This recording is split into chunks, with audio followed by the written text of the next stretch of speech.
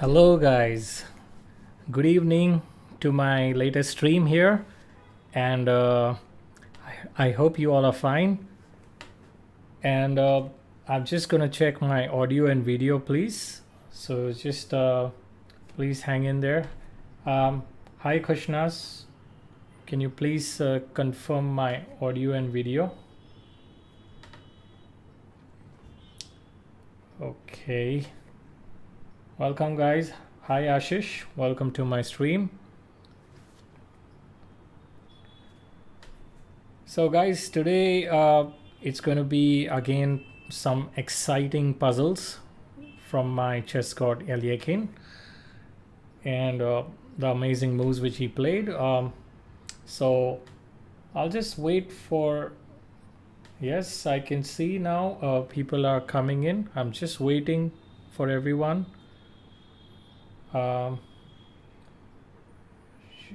Yeah. Hi Setu, welcome to my stream. So I can see there are 8 of them, and thank you Krishnas for confirming. So thank you Krishnas. So hi Alpheus, how are you? Alpheus is my student from Unacademy. Hi Gaurav, welcome to my stream. Hi Manju Sane, he's my another student from Unacademy, right? Okay guys, so welcome to my stream. I'm quite excited to show you guys. Today's stream is again about Eliakim, as you can see his picture and the amazing moves which he made. Hopefully you will learn quite a bit from his moves. Yeah. Hi Gritika, welcome to my stream. So hi Smith. Okay guys, so we are going to see Eliakim. I'm going to, in fact, I'm making a Graphy on him also, where, as you all know, we are shifting from Unacademy to the new platform which is known as Graphy. It's an app. It's accessible only from the phone, only from a mobile device, guys. So we all educators are making our graphies. So my first graphy is going to be on Alexander Eliakim, my chess god, and it's been a really an exciting journey for me to research everything about him. And he lived one hell of an amazing lifestyle. He was but of course there were lots of ups and downs in his life. He went through 2 world wars, which was well, it was just too much to handle everything. The whole life gets disrupted in just 1 world war, and he went through 2 world wars. He had to Smith. Yes, we all do sometimes queen sacrifice unknowingly, which is known as queen blunder. But let's see how Eliakim used to play. So I mean, he was the only world champion to die as a world champion. Okay, and you'll be surprised to know that when he died, he was in abject poverty. Yes, that's true. He was all alone in a small hotel room, and he, I mean, of course, when you're dying, you don't want to be all alone. But this is what happened with him. And imagine being a world chess champion. You're all alone because his wife was in another country and he was in different country. They could not stay together, as in because of the world war they had separated. His whole house was taken, everything. There were so many things happening. So he was the only world champion to die as a world champion, and he was completely having a life of poverty. That's really surprising. Imagine today's world, we have world champions and they earn in millions of dollars. Okay, so this was really a sad story. So I'm going to cover everything from his childhood till he died and what he left behind, the legacy, everything in this graphy. I'm working on it, and hopefully it'll come out great. So guys, let's start. Yeah, Rishi. Okay, let's start, guys. And we are going to I'm going to just start my chessboard. 1 second, guys. Yeah, and yes, we'll come here to the first position. Here Eliakim is only 18 years old. Okay, he's only 18 years old, and in this position, guys, you have to 1 second, just adjusting something. Just a minute, give me a minute, please. Okay, I hope now you're able to see the chessboard clearly. Okay, all right, guys. Hi Tejas, welcome to my stream. So this is the chess position, and here Eliakim at the age of 18, he's a pawn down, but he's got more piece activity, as you can see here.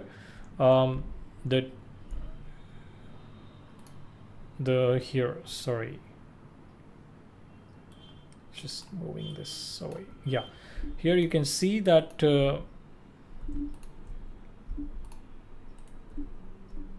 yeah, sorry, 1 second, I'm just trying to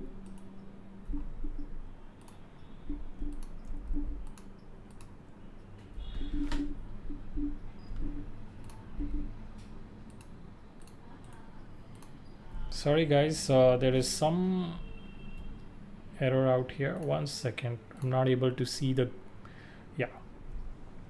Okay, you can see here, guys. Yeah, these three pieces, they are more active compared to these three minor pieces. All right, you can see the bishop is still not defended, right? So guys, what happens here? What does white, sorry, this is my just yeah, mouse slips.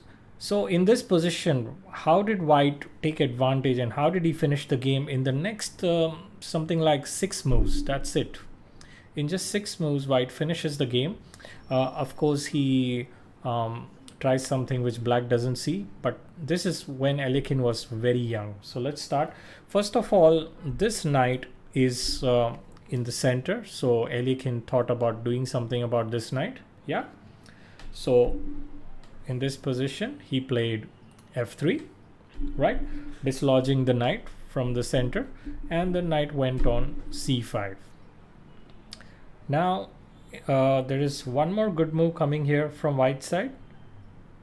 Can you see, guys? Yes, Rishi is right. nc6 is the move, attacking the queen. Queen goes on b6. Okay, now white is eyeing a combination. Can you see from here? There is some combination which is coming up, because thanks to these two knights, and look at this queen. So something is coming up. Yes, yes, Manan, f3 was right, and Smith, f3 was right. There is always a delay of 15 to 20 seconds. So whatever you're gonna answer me, I will not be able to see it immediately. So here in this position, what did white play? e7. Smith, I did not get it. e7 as in knight e7, right? Right. So knight e7 is the move. That's right. So knight e7 check, king h8. Now can you spot the combination? Now we are very close to this combination which white is going to do. Knights are dancing. That's right, Alpheus. They got a free playground, empty playground, and white, of course, the knights have gone inside the enemy camp, and so here it doesn't matter that white is 1 pawn down. What matters is piece activity. So you can see here, what will white play here now? Now it's getting more and more interesting. White spotted a combination over here. He goes one more important move before the combination he can strike. Okay, just one more important move to build up that combination, for that combination to come alive.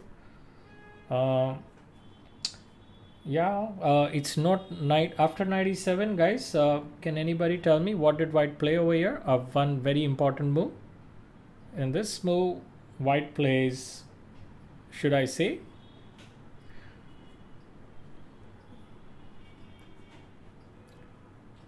Yes, I'm waiting, guys. Queen d4. Queen d4, knight g6. Knight g6 is completely out of question. Hriday Lilani. Okay. Are you a Sindhi? Okay. Knight g6, it doesn't make any sense because definitely he's gonna kill. So not knight g6. You guys said even queen d4. Well, no, not really, because queen d4, there's I can play bishop a6 and I'm just doing fine. So in this position, I mean, black is doing fine is what I meant. Here, white plays one important move, queen c2. Okay, so after queen c2, black played bb7. And here comes, yes, Ajitesh, hello, welcome to my stream. Hope you're doing fine. And here white comes up with the plan of playing rook to b4. I think now it's getting clearer. Black goes after this knight. And can you guys see over here what came? Now it's getting clearer, everything. After the rook lift. Yes, guys, after the rook lift, can you guys see and tell me what is the move which was played? Yes, Setu is right. Madhav Setu. So Madhav got it. Madhav has got the move. This was at the age of 18 when he was not so well versed with he of course he started playing at the age of 7 or 8, but then he was not so much into it. His best is yet to come, so we will be we'll be seeing everything in a chronological order. Yes. So a lot of people, you said here rook h4.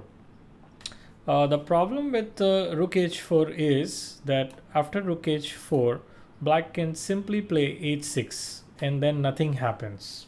Okay, guys. So a lot of you guys said rook h4. Rook h4 is wrong. The right move is definitely, I got the answer from Madhav. Madhav, can you tell me after your move, what should you play? Even gate, CS, and even Sanket has told me the move. But after that, what? Can anyone tell me? After that, what?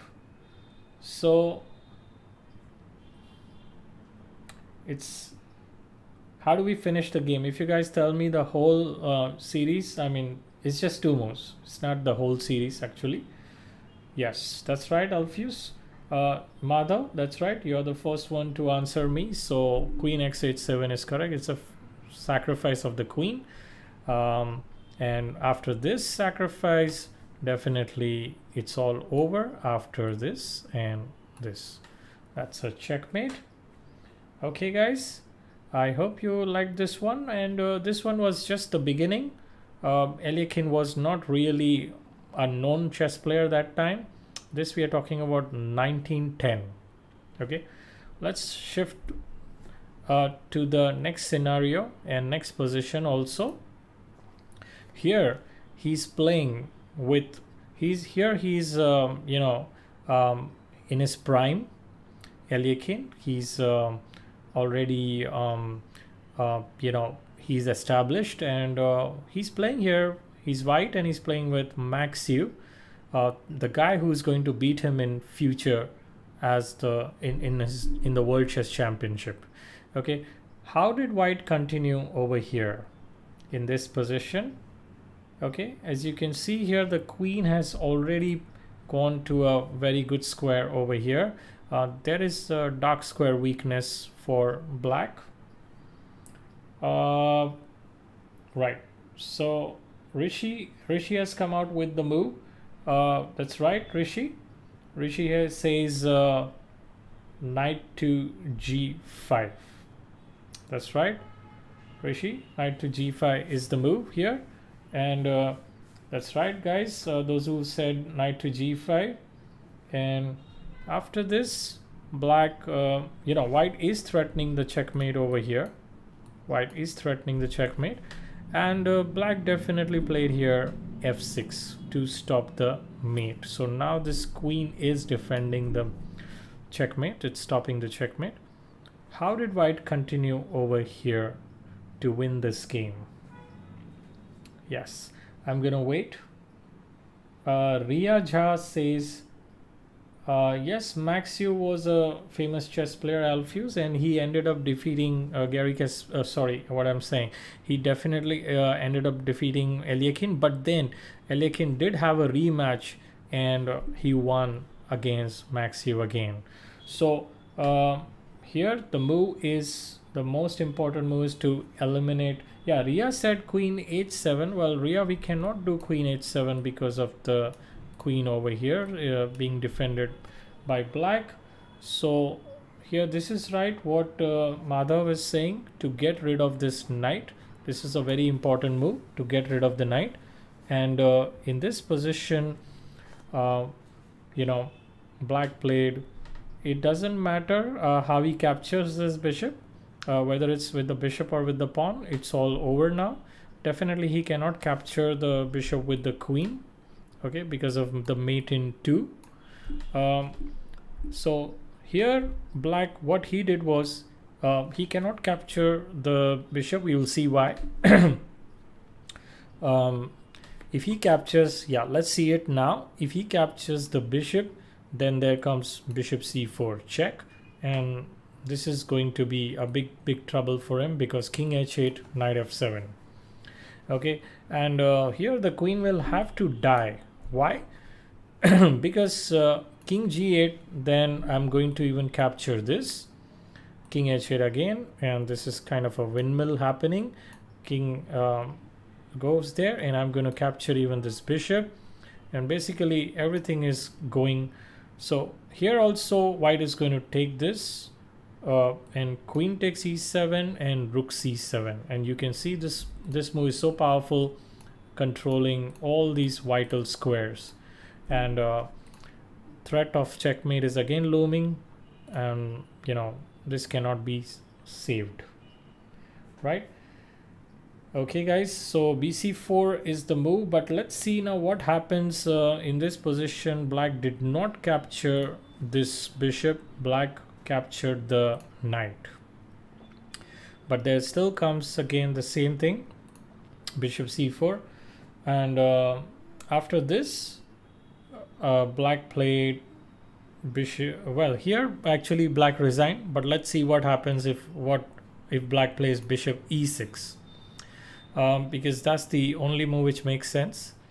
But after bishop takes bishop, it's all over, because queen cannot take the bishop, as queen g7 is a mate, and if queen well, there's nothing else. Queen f7 is there, but what's the point? There's no use.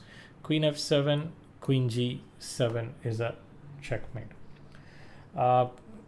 Guys, please like my stream if you like my stream. Yeah, I hope you do. And let's go on to the next one. I hope you liked this example of how Eliakim played and demolished Maxiu. This was in 1921, The Hague. That's the name of the place. Let's go on to the next one. In this one, we are going to see something really interesting happening. Here, white is FM Bogolyubov and black is Alexander Eliakim. Even Bogolyubov was a legend and one of the top 10 players definitely during that time, 1922. Okay, so in this position you can see that black's pawn has gone inside here. The position is closed, the center is closed over here. So whatever activity is going to happen on the queen side. Okay, here the king side is completely jammed up. As you can see, there's not much happening on the king side, but on the queen side now. How does, let's see. Hi Chaitanya, welcome to my stream. Hi Prodigy Chess, welcome to my stream, guys. Okay, so here in this position, black played b5. Yes, and after this, white plays here knight to d1. This is a bit long, so I'm gonna just go quickly, and then I'll come to a certain, I'll show you where the amazing move is there, and you have to definitely try to think what did black play. As he was black was Eliakim, and here black does knight d3, and white played, he's getting this pawn over here. So this pawn is there, white is getting that, so white takes the pawn. Now comes the most important move out here, and what did black play over here? Okay. Hi Ning Tu Jam. I hope I'm pronouncing your name correctly. Ning Tu Jam. Please welcome to my stream. Come on, guys. Can you see what did black play here as Eliakim? Hi Kushi, how are you? I hope your exams are going well. So, guys, in this position, black is Eliakim, and what did black play here? b4 is right. Hriday says b4. Yes, white is certainly a bit cramped over here, and black plays here b4. That's right, b4 is the move what was played. Well, we are not giving any much choice to white over here, because the connection between the queen and the rook is broken. It's kind of blocked by this pawn, so definitely white has to now capture this rook, okay, and attack the queen, right? There's nothing else for white over here to do. If he moves back, well, he's got something like queen a1, but then I got I can play here rook takes rook, queen takes rook, and this is certainly becoming better for black, thanks to the passed pawn over here. As you can see, this passed pawn. So here white went with rook takes rook, okay, and in this position, of course, white is expecting black to take this rook.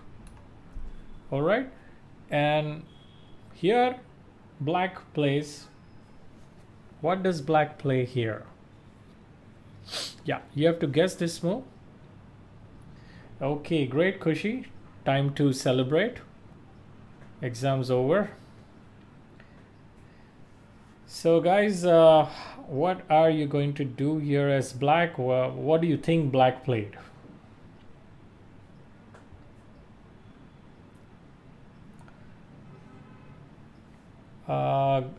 Yeah, Gritika, I'm going to come out with my personal channel on YouTube, definitely. Okay, I do have a link which I can share. It's on my name, Sanjay Thakurel. Okay, the YouTube channel is on my name, Sanjay Thakurel. So I'm going to come out with a stream very soon. So far, no streams yet. This is today's our last stream over here on YouTube. I think so, not sure. And since we are shifting, all of us are shifting to Graphy. Okay, hi Bishal, welcome to my stream. So in this position, yes, Riyadh, you're right. bxc3 is what came, and even Daily Fun with Kavyan Sechpal said the same thing, and Hriday also, Alpheus also, you guys are right. bxc3 and rook takes, but see here, white is getting the. So in this position, what did black play over here? This is very important. And you can see here black's rook is dying.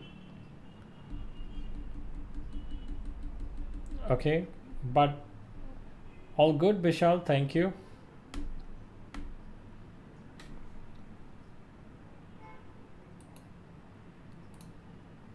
So you guys have to tell me, what did black play?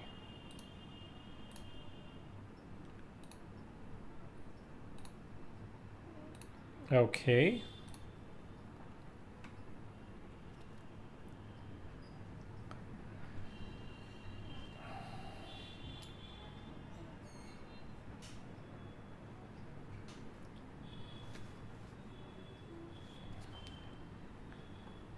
Yes, C2 is right. C2 is right, guys. Starting with Madhav. And thank you. So C2, and then in this position, white just takes this, and of course C2 was the amazing move for which black is going to get the queen no matter what. And here black got his queen back. There was a little bit of more moves were there. We can quickly see the moves. Knight f1, and black plays here knight e1. Look at the rook. Look at the position of the rook, completely cramped. Okay, rook h2. What else? And black goes after this pawn. Queen takes c4. Rook b8. Bishop b5. Threatening mate on the move. There's not much here which white can do, because let's say for instance knight d2. Well, then black has again a move like queen e2, right? Oh, there is also queen c1, right? Queen c1 is another good move over here. And if knight f1, now definitely it's a mate in 2. Captures, check, and wherever the king goes, whether here then this, and whether here then this, that leads to well, there is one more move. Okay, so here in this position definitely there is mate in 2, not mate in 1. Queen g1, here king h3, and finally queen h2. The queen goes right inside where white king lives, really. So this is amazing, guys. So here white has to capture this bishop, right? Hello Yash, welcome to my stream. So guys, in this position rook had to take the bishop, and then queen captures. G4 happened, knight f3. This is just a way of trading things, you know, forcefully. Bishop takes, pawn takes, and pawn captures pawn. Queen e2 going right inside again. And here in this position d5, well, there's nothing else. There's nothing else for white. White is completely stuck. So d5, knight, king is coming out, but I think he can take the pawn over here. There's nothing wrong in taking the pawn over here, but black just comes out here, then this, and again he goes back. Maybe some sort of time trouble or what, I'm not sure. Captures, and d6. This is all over, and queen e2. Look at this move. That's a great move. Queen e2, threatening mate. This is also a way to get to the king and pawn ending with you know, one pawn up. So this is great. Queen e2 is just amazing. Captures. King has to come on f2. Captures, and you can see here black has simplified into a winning endgame. Okay, guys. Sure, Yash. I'm gonna analyze Mikhail Tal. What a great champion, definitely.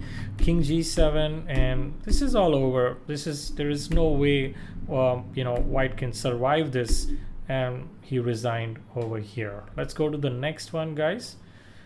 This is another example where Eliakim is not against some ordinary player, but against one of his rivals. This is Tarosh. Okay, his name is Siegbert Tarosh. You must have been knowing the Tarosh variation in Queen's Gambit. So this is the man who made that variation, and he was easily in top 10 of the world during 1920s. This game was played during 1922. Okay. Hi Kostab, how are you? I hope you're fine. Welcome to my stream. And now in this position, let's start off. White has played BB2, and can you tell me, guys, there is one nice move for black over here. What did black play over here? Alexander Eliakim. You as black, as Eliakim. Can you guys tell me? Oh yes, Rishi has come out with the right move. Yash is asking me, what's a tempo in chess? Okay, that's a good question. Tempo is a unit, is a measurement of a unit, like we have centimeter, inches, gigabyte, megabyte. In chess, this tempo is known as a unit of a move. So when we say that black gained a tempo, which means black gaining a move or white gaining a move.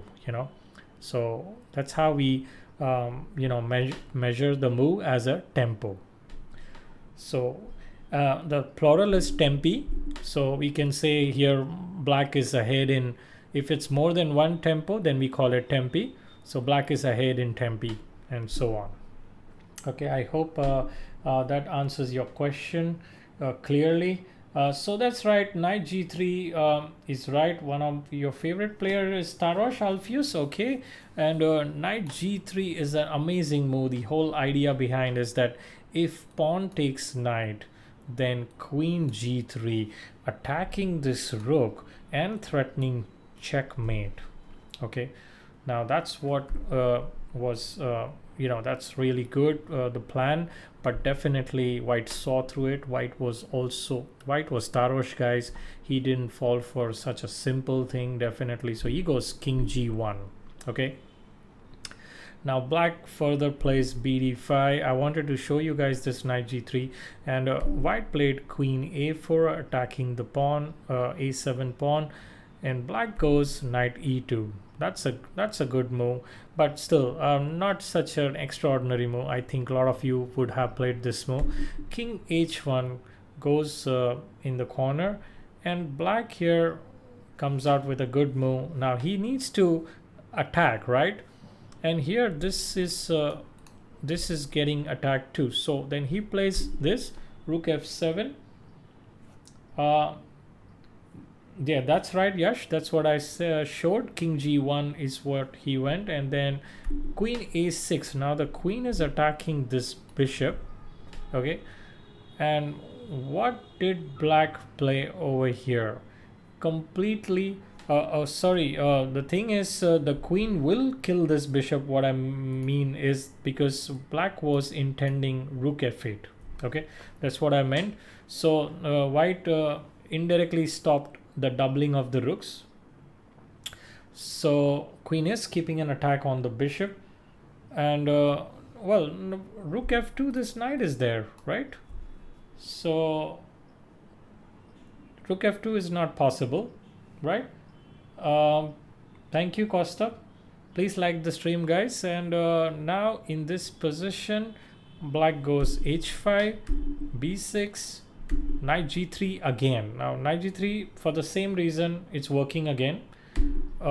King g1, pawn captures pawn, queen captures pawn, and black plays here a very simple tactical move. Can you guys tell me what is the tactical move over here? What is the tactical move over here? What did black play over here, which wins material immediately right now in the next two moves?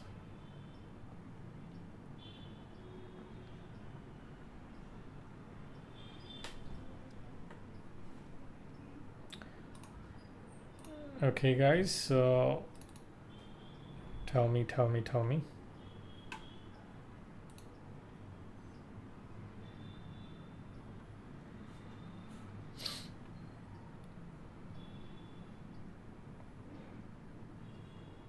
Okay, I'm waiting. D2, Rishi's right.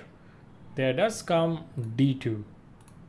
d2 did come, guys, and here d2 happens, and that's right, the rook has no place to go, guys.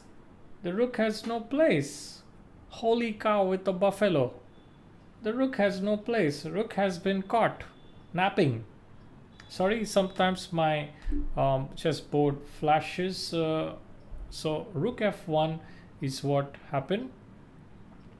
And after that, knight captures, and in this position, bishop e6 happened.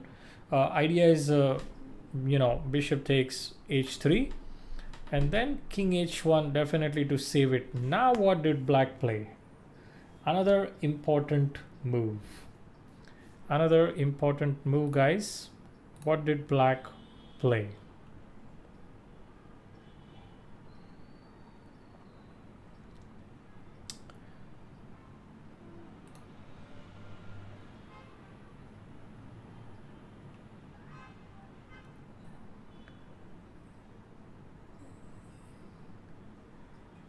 Yes.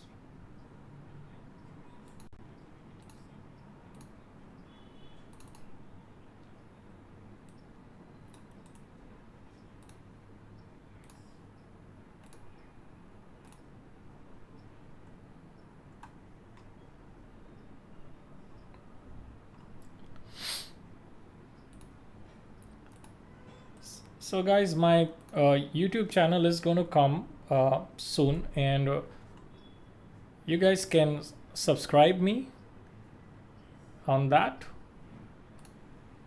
Yes.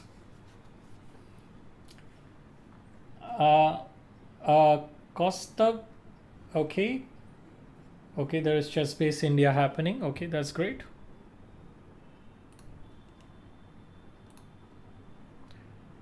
All right. So in this position, yeah.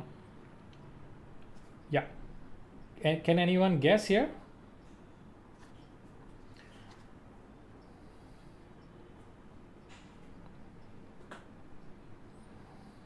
Okay.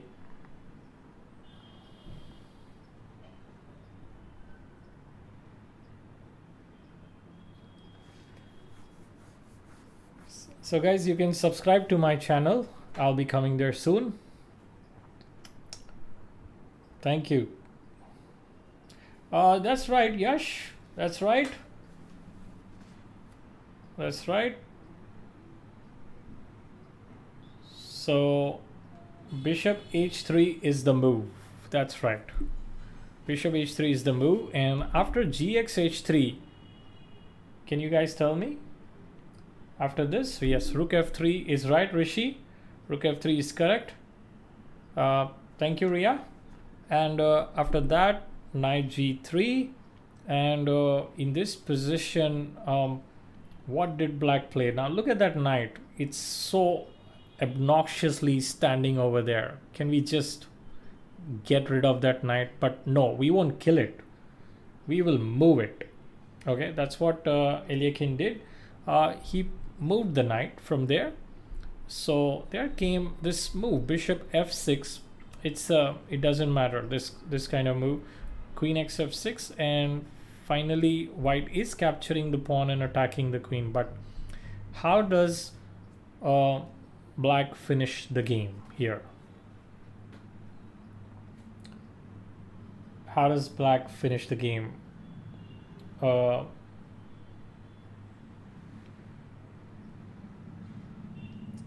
Yes, how does black finish the game?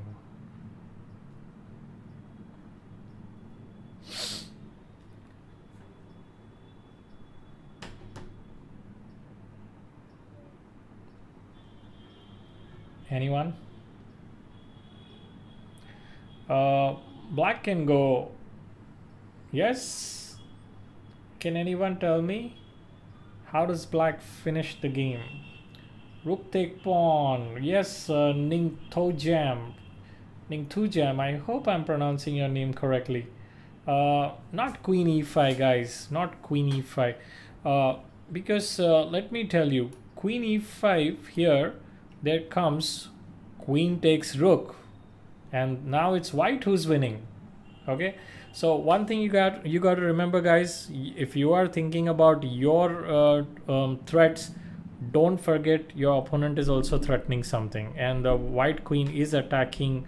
If you move the queen on e5, definitely white can kill the rook, so we can't do that. After this, white is completely winning because king h7, and then there comes knight g5, and it's all over for black over here. And the other thing is, if rook f8 in this position, if rook f8, that's what I mean here, then there is queen d6. Okay, so this is again winning for white. Yeah, you have to do rook h3 here, sorry, rook h3, and then it's all over from here onwards. Let's see how. If king g2, then queen f3, so you went king g1, and there comes bishop h2 and king f1, and you know, here first we get the queen. Yeah, let's start by taking the queen in. It's all over. Okay guys, no point wasting time. Let's go on to the next one. Here Eliakim is white, and out of nowhere he develops this amazing attack. Okay, this is the end game, guys. I want you to check it out. The end game, out of nowhere white generates an attack. Okay, I want you to guys to think about this. Thank you, Tejas. Yes, Rudra, I put up the link. Please, okay, I'll just put it again. So guys, can you tell me what does white play over here?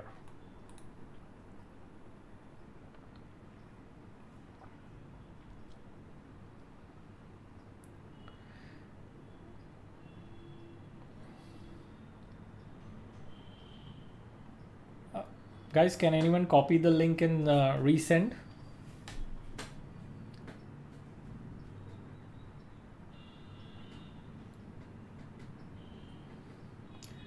Knight g6 is what Muhammad Aman saying, but knight g6 is not so attacking as what white played here.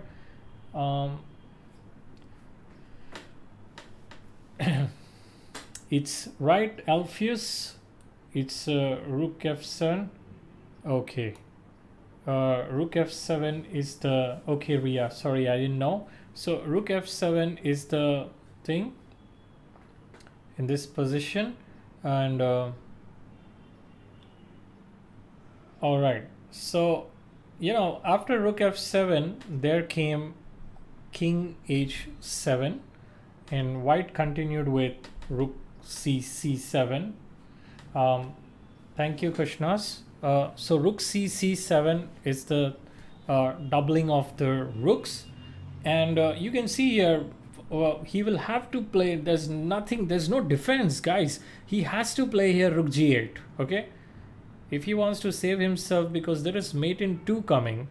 Okay, yeah, mate in let's see, let's say black plays a stupid move like this. Let's just for the sake of, then it's mate in 2. Yes, it is mate in 2. King h8 and knight g6 is the mate. So going back, black played here rook g6. Oh, by the way, guys, black was another good player. His name was Frederick Yates, and he was really a good chess player. Okay, definitely a very strong chess player. So guys, thank you, Rudra. Okay, so in this position here, after rook g8, guys, can you tell me the next move? Can you tell me the next move, guys? Thank you for being here. Thank you for watching this stream. And soon I'm coming out with my own Graphy. It's in the app, Graphy app, Graphy, as you can see. And Okay, so here knight to d. Rishi, can you check? I think you have a typo. I think you've written something wrong by mistake. Rishi, can you check your answer again and tell me? Yes, Arham is right. Arham is right, and Rishi has come out with the right answer too. He just typed wrongly. Knight d7, an amazing move, guys. Just amazing. No, it is knight d7, and after this, Ankit Arora says rook f6. No, knight d7. It's a very powerful move, guys, because now he's threatening this. Okay, knight f6 is what is being threatened, guys. So in this position, black plays king h8 to get out of the fork, and white still comes out with knight f6, definitely, because the knight is untouchable. The knight cannot be killed because of checkmate in 1, right? So he's definitely untouchable. He's kind of a poison knight. If someone eats the knight, the king dies. Okay, that's known as, well, we call it poison knight or poison pawn. Usually it's a poison pawn, but let's call it a poison knight. Rook f8 is the move in this position. And what did white play here? Now this is getting more and more interesting, but now there are only 2 more moves left. That's it. The king moved to h8, guys, because this is being threatened. This fork is being threatened. That's why the king moved to h8. It's pretty understandable, right?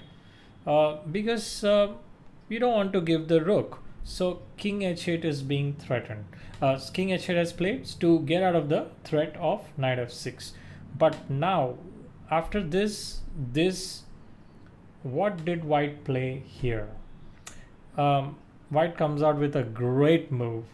Just great move. What did white play here? Okay. When you watch endgames like this, your endgame will definitely improve for sure. In the year 1922, Alekhine was already a very strong chess player. One of the strongest, you can say. And after defeating Capablanca, he was the world's best. So rook g2, I think there is a typo. Everybody's typing. Okay, it's not rook g2. Everybody's typing wrong, guys. You got to see. Okay, Yash, you're typing wrong. The answer is cannot be rook g2. Rook g2 is this square. This is known as rook g2. I mean g2. So rook x g7 is the move. That's right. But black is, white is giving the knight. Why is he giving the knight? Why is he giving the knight? So rook x g7, rook takes knight. And what did white play here? What did white play here? And the game is over. The game is over in the next. It's an amazing move, guys. Just amazing. You got to see this move. It's a bit comical. Like first time I saw this move, I laughed. I actually laughed. Okay. I laughed after watching this next move, what he played. Rook h7 is not going to get you. Well, okay, rook h7 is winning too, but what after this? After this, king f8. But then what? If rook h7, I'm going to take this. This is not going to get you anything. There is no mate in 2, as Yash is saying. In this position, sorry, this is the position. Yeah, this is the position. What did white play? He did not give a check, guys. Yes, Alpheus Saju. That's right. Alpheus comes out with the move which my chess god Alekhine played. King e5. What a move. What a move, guys. The king is attacking the rook. The rook can't go back because of mate in 2. Yes, and also if the other rook comes, that's also helping checkmate in 2. That's also a checkmate. What a move. The king makes himself most useful out here, the white king. Look at the difference between the black king trapped over there in the corner and white king right in the center of the board. And what an attacking piece he is right now. Okay, guys. So you saw that even the king can help us in the end game, and what a way to help. This is not anybody's king, this is the great Eliakin's king. Okay, all right, king e5 is just brilliant. Yes, that's true. Arham put it correctly.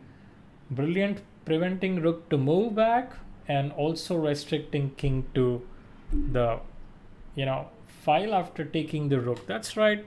This rook anyway, Arham, if this rook is gone, the game is over. What is left? There's nothing left. Okay, guys. Yeah, this is I would not well, there is nothing. Yeah, you can call it Zugzwang, you can call it unavoidable loss, because this is going to be over. Okay, let's go on to the next one, guys. This is my favorite game. I want to show this to you guys. This is my favorite game. Black is Eliakin and white is Richard Reti. Okay, there is a long combination. This is not a short combination, but we start off with thank you, Krishanu. Thank you. You liked it. I'm happy that you liked it. What's Zugzwang? Well, Zugzwang is a German word. It means that you are in a position where whatever move you make, you will end up losing the game or material, or you'll have disadvantage of some sort. That's known as Zugzwang. Okay, it's a German word. It's pronounced Zugzwang, actually. Zugzwang, yeah. But out here in India, you guys change the whole pronunciation. En passant becomes en passe. Now, a lot of people call it en passe, and I don't know what to tell them. Even the coaches call it en passe, en passe, en passe. So, okay. So here, thank you, Rahul. Welcome to my stream. And in this position, this is a game, one of my favorite games, definitely, from Eliakin. This was played in Baden, 1925. Okay, black comes out with an astounding sacrifice over here. Okay, he comes out with a move. I am tempted to say, but I will not say it. You guys have to say it. It's actually a move which kind of, well, first of all, let's see here. White has played very well and he has a positional advantage. Okay, many grandmasters would fall victim to this as black. I mean, if you're black, you will definitely, black is looking subdued over here, but Eliakin, definitely, he's a different kind of a customer. He will not fall for this kind of things. He's not gonna say thank you, Anya. Thank you for your compliment. And in this position, yes, Alpheus says 93. No, not 93, but there did come something better. Rook e3. What a move, guys. You gotta see this sacrifice. What a move. Yes, Eliakin comes out with this sacrifice. First of all, if pawn takes rook, then simply queen takes pawn, and this ends in just the next 2 or 3 moves. It can even end in, if king f1, then it's just over right away. And if bishop g2, then there comes knight e3, and again it's all over because I'm threatening checkmate and the queen. Okay, so definitely the rook is the poison rook, as I call it. If white eats the rook, white dies. Okay, poison rook. So definitely rook e3 is double exclamation mark, guys. What a move. It's one of the best chess moves I've seen from Eliakim, the great champ. So here Richard Reti plays in this position knight f3. He dare not take the rook. He doesn't take the rook over here, and black plays pawn captures pawn. That's really a nice move. And white goes queen takes pawn, and in this position black has a very attacking move, knight c3, attacking the queen, and white plays queen takes pawn. Here comes a combination, guys, which lasts for at least 12 moves, and you will see in the end, wow, okay, that's what happened. And so let's see this combination. Queen captures queen, knight captures, and there comes knight takes e2. Okay, and in this position king h2. Black does not go after this rook, because if this, then pawn takes this rook happens.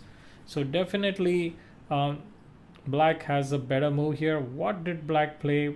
Black played again a brilliant move. What was the move which black played? Thank you, Varun. Thank you so much for your great compliment. That means a lot to me. Okay, so what does black play over here?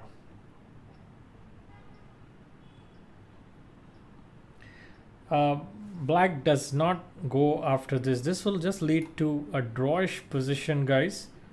Fx e3. This leads to a drawish position. Black does not go for it. What does black go for in this position? What did black play?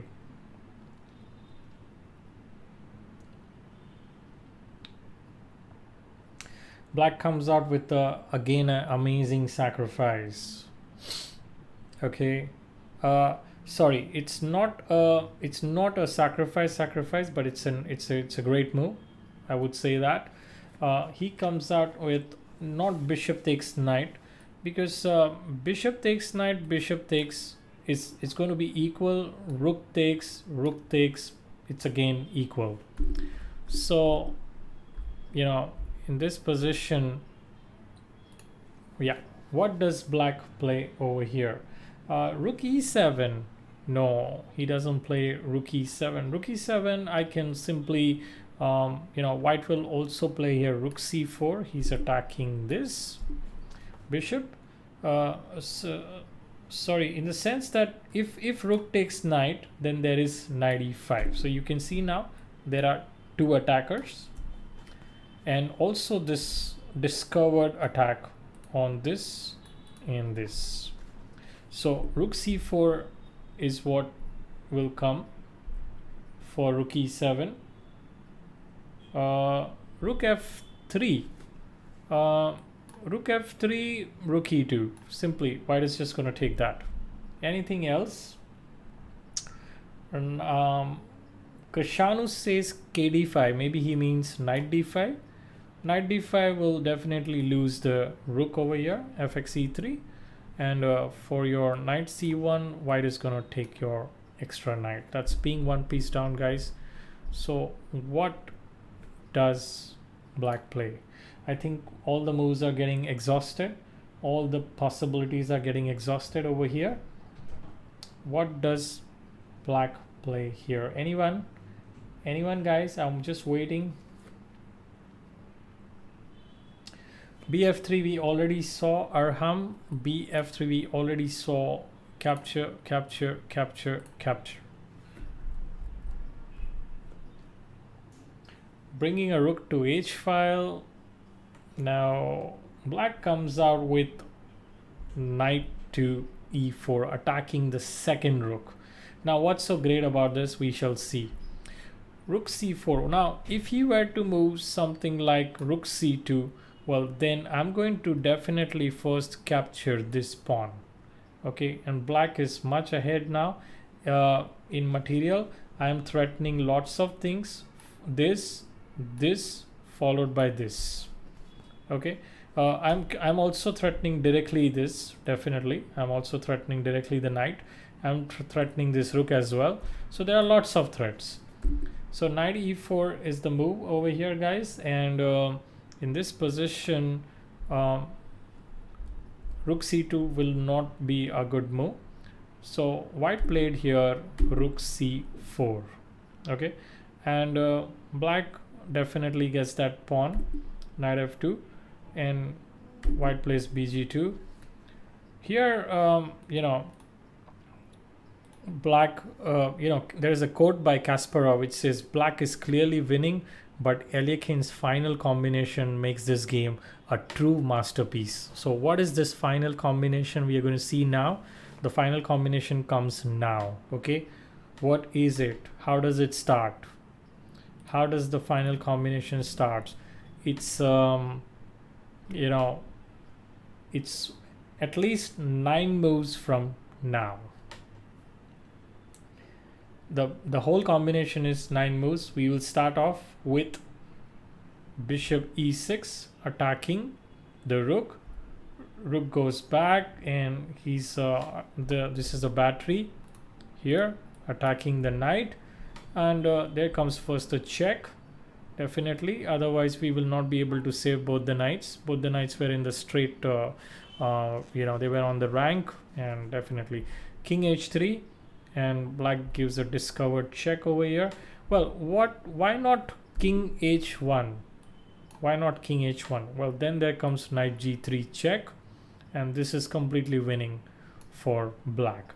King g1, rook a1, and bishop f1, rook takes, king g2, and here comes rook e f3. This is all over.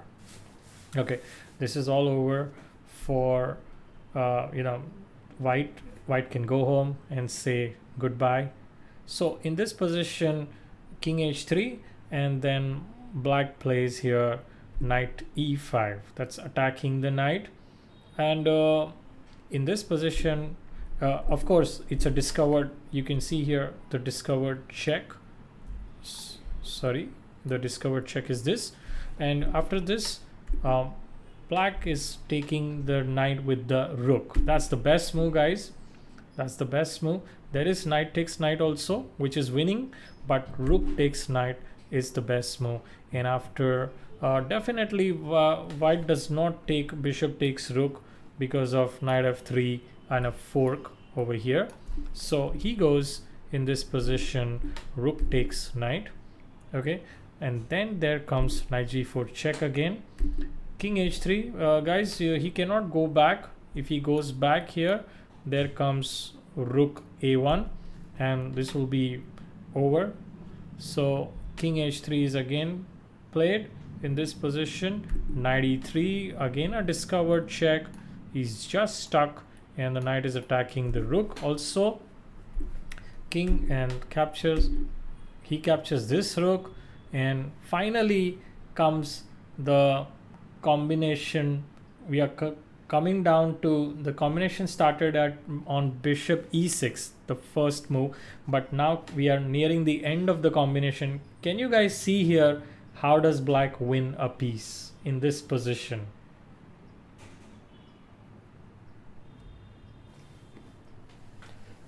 Okay, how does black win a piece over here? Can anyone tell me? Because now this is easier from here onwards to see. We could not have seen like how Eliakin did so many moves, but right now here black wins a piece. Right, Yash? Well said. Knight b4 is the move, and rook f2, knight f3, rook f3, bd5.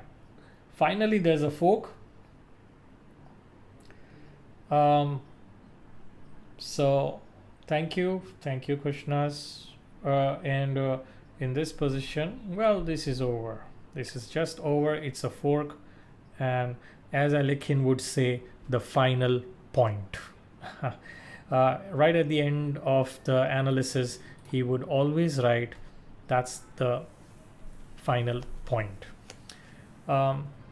This game was nominated as the most beautiful game ever played in the history of chess. Okay, it's one of the games nominated.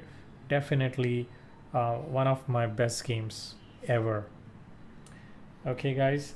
Um, so we have come to the end of the stream. I hope you liked the stream, guys.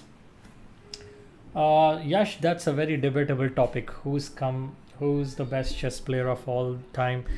You know, the whole yes, Rahul, you're right, your answer is right. Who's the greatest, who's the best? These are all debatable things. You know, someone will tell you Bobby Fischer, someone will tell you Capablanca, someone will tell you Mikhail Tal, someone will tell what. But you know, it's an argument which will never get over for this next century also. But I have my favorite, my chess god Eliakim, on whom I dedicated one more stream. I've shown before also his positions, and it's just you know, for me it's like, it's just you know, a great pleasure, and kind of you know, I get that mental satisfaction going through his games, and it's definitely my favorite. Thank you, Rahul. Thank you.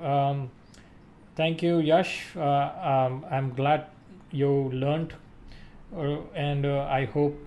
How to get Graphy? Well, Ishan, we are coming out with Graphy, and already there is Vishwanathan Anand's Graphy available.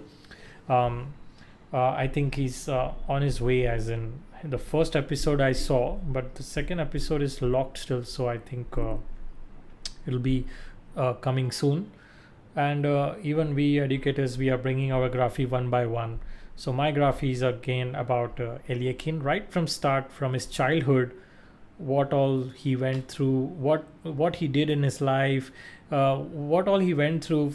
You know, he faced two world wars he faced, and what was the chess scenario during that time, how he got affected, how his family got affected, how he came out of it, how in the end he was left all alone. So everything right till the time of his dying in a hotel room all alone.